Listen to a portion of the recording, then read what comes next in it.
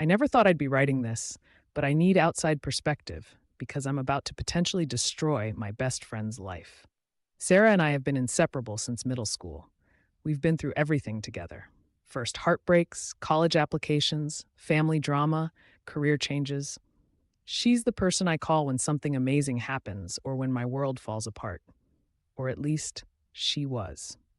2 years ago, Sarah came to me with what seemed like a genuinely good idea. She'd been volunteering at a local shelter and was heartbroken by the number of homeless veterans she met. She wanted to start a charity to help them get back on their feet. Being the supportive friend I am, I helped her set up social media accounts and even contributed to her initial GoFundMe campaign. The charity, Heroes Home Project, took off faster than either of us expected. Sarah had a real talent for storytelling, crafting these incredibly moving posts about veterans she claimed to be helping. There was Marcus, the Vietnam vet who just needed help with his first month's rent. Jennifer, the female veteran struggling to feed her kids.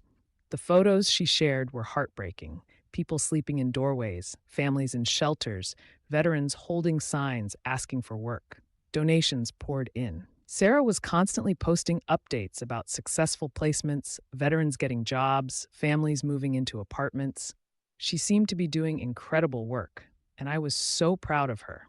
She quit her office job to focus on the charity full time, saying the donations were enough to pay her a modest salary while helping others. But things started feeling off about 6 months ago. Sarah's lifestyle dramatically improved, while her charity work became increasingly vague. She bought a brand new BMW, started wearing designer clothes, and took 3 luxury vacations: to Bali, the French Riviera, and most recently, a 2-week trip to Japan. When I asked how she could afford all this, she claimed she'd gotten a side consulting job and had been saving for years.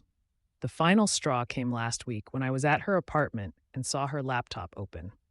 She was literally copying photos and stories from legitimate veterans' charities, changing names and small details, then posting them as her own work. When she came back from the kitchen, I confronted her directly. "Sarah, what the hell is this?" She barely looked fazed. After a moment of silence, she actually laughed. "Oh, come on, you had to know something was up." I was speechless as she casually explained that she'd been running a complete scam for nearly 2 years. The veterans in her posts didn't exist, at least not in her life. She'd helped maybe 3 people total with small amounts, just enough to have some real stories to tell if anyone got suspicious. Everything else was fabricated.